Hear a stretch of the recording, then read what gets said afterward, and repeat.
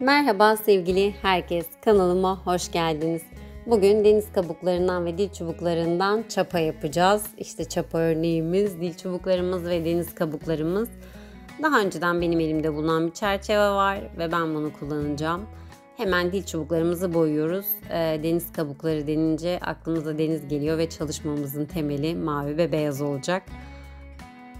Bu çubukların renkleri de var biliyorsunuz ama ben istediğim maviyi o tonlar içerisinde yakalayamadığım için ahşabını aldım ve mavisini kendim boyuyorum. Sizin istediğiniz tonlarda mavi varsa ya da başka renk kullanacaksanız boyalı halinde alabilirsiniz. Hemen çerçevemin kenarlarını muz lifiyle sarıyorum. Benim muz lifiyle sarma sebebim hem güzel ahşap görünümü elde etmek hem de çerçevemin kenarları biraz aşınmış. Çünkü ne yapıyoruz? Geri dönüşüm yapıyoruz. Elimizdeki malzemeleri kullanıyoruz. Bu sebepten ben kenarlarını muz lifiyle sarıyorum. Hem daha otantik bir görünüm elde ediyorum hem de çerçevemi değerlendirmiş oluyorum. Muz lifleri biliyorsunuz ki kopuk kopuk küçük ipler. O yüzden kullanmadan önce kullanacağınız miktarı ufak çaplı hesaplarsanız ve birbirine bağlarsanız çalışma esnasında bir daha bağlamakla uğraşmazsınız.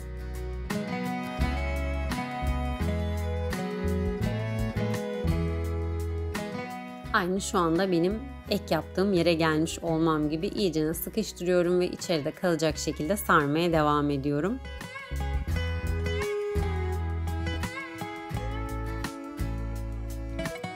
Tam köşelerin kapandığından emin olduktan sonra silikonla yapıştırıyorum. Birkaç saniye bekledikten sonra kuruyor ve hemen makasla kesip çalışmama devam ediyorum. Gördüğünüz gibi çerçevemiz hazır. Silikonu sürüyorum kenarlarına ve hızlı bir şekilde dil çubuklarımı yapıştıracağım. Çünkü silikonumuz çabuk kuruyor ve ben de birbirlerine sıkı sıkı yapışması için ve aralarında boşluk kalmaması için bir kere de yapıştırmak istiyorum.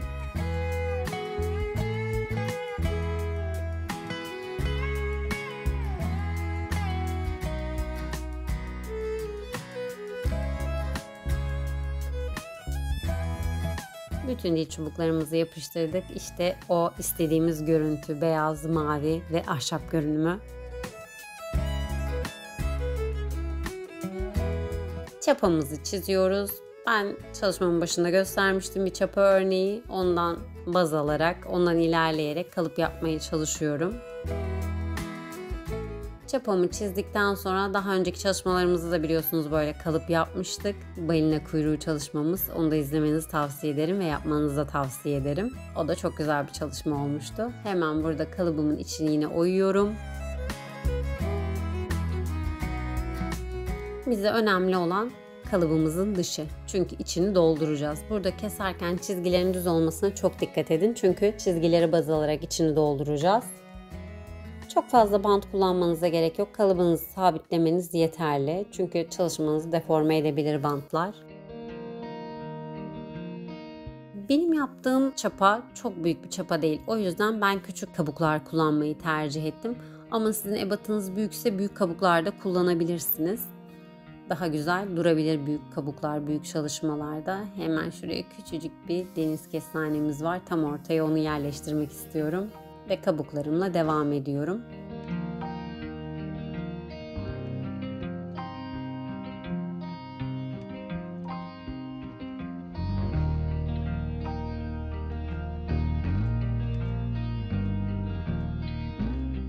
Bazı kabuklar tabii ki benim topladıklarım, genel olarak hatta benim topladıklarım ama şu gördüğünüz son 2 tane kabuğu Eminönü'nden satın aldım ben. İnternette de çok fazla kabuk satan yerler var.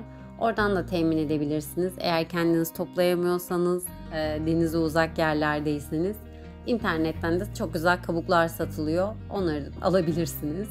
Ama tabii ki benim yıllarca topladığım, biriktirdiğim ve şu çalışmalarda kullanıyor olmam gerçekten çok güzel bir duygu.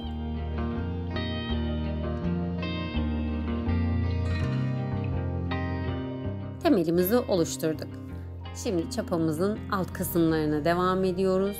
Çalışmamın başında da söylediğim gibi çizgileri baz alırsanız yapıştırırken çok daha net bir görüntü elde edersiniz. Muhakkak buna dikkat edin. Çünkü içeride boşluk kalan yerleri küçük kabuklarla da yine doldurabiliyoruz. Ama dışarısı net olursa çalışmamızın görüntüsü çok daha güzel olacaktır.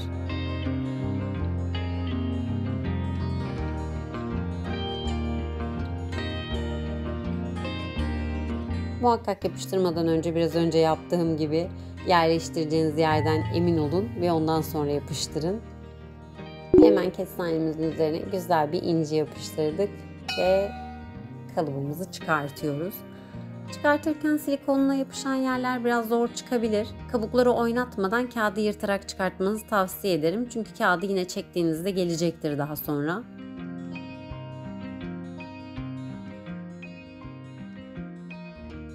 Ben parça parça kopararak kağıdı çıkartıyorum. Bazı yerlerde silikon tutmuş tabii ki. Çıkmakta zorlanıyor.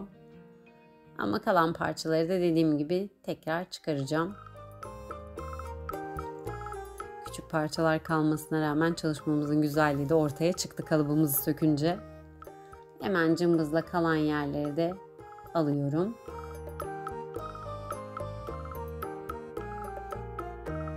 Şimdi çalışmamın altında ve üstünde bu muz liflerini sardığım için boşluklar kaldı. Buraları kapatmak istiyorum ben ve bunun için de bir hasır ip kullanacağım. Altına ve üstüne ekleyeceğim hasır ipi ufak bir parça kestim, silikonu sürdüm, bir tarafına yapıştırdım.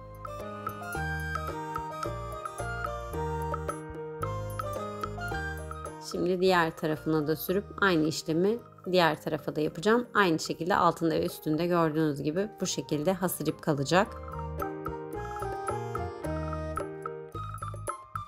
Tam ölçüsünde kesmişim. İki tarafa da yetti kestiğim parça. Küçük parçaları asla çalışmalarınızdan arttığı zaman atmayın. Bir yerde işinize yarıyor. Yeriniz varsa eğer benim gibi böyle ufak tefek parçaları saklamak için muhakkak saklayın. Evet, iki tarafa da hasır ipimizi yapıştırdık. Gördüğünüz gibi çerçevemiz gerçekten büyüleyici oldu.